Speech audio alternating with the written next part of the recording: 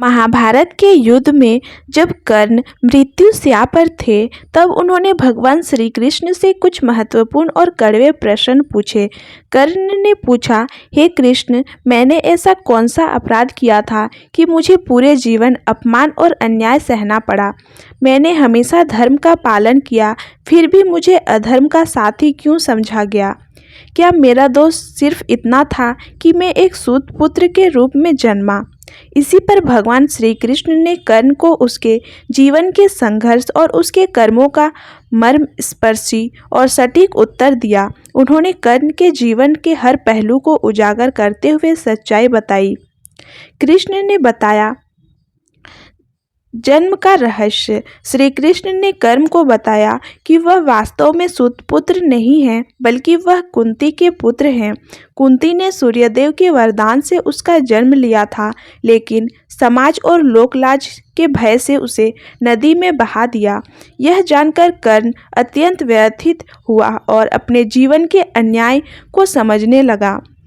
कर्ण का धर्म और अधर्म। श्री कृष्ण ने कहा, कर्ण, तुमने महान योद्धा होने के बावजूद अपने मित्र दुर्योधन का अंध समर्थन किया। तुमने उसकी मित्रता में अधर्म का साथ दिया।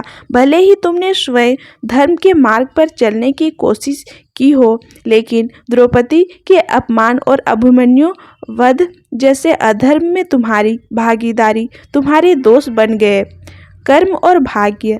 श्री कृष्ण ने समझाया कि प्रत्येक व्यक्ति को अपने कर्मों का फल भुगतना पड़ता है। कर्ण ने हमेशा दूसरों को पराजित करने और श्रेष्ठ बनने की इच्छा रखी। तुम्हारे जीवन का संघर्ष तुम्हें कर्म और अहंकार का परिणाम था। दानवीरता का गुण।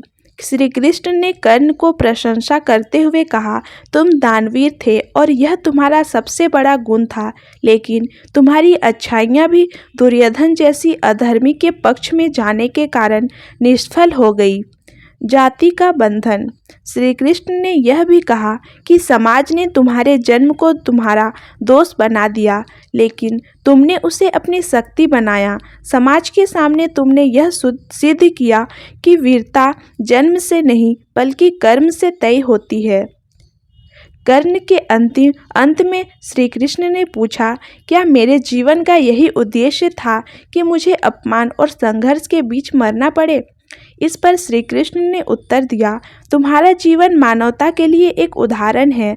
तुमने सिखाया है कि जीवन में संघर्षों से लड़ते हुए भी व्यक्ति महान बन सकता है, लेकिन यह भी सत्य है कि अधर्म के साथ खड़ा होना सदा विनाशकारी होता है।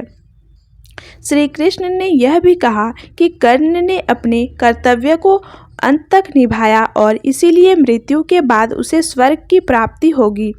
यह संवाद भारत के एक गहरे नैतिक संदेश को उजागर करता है।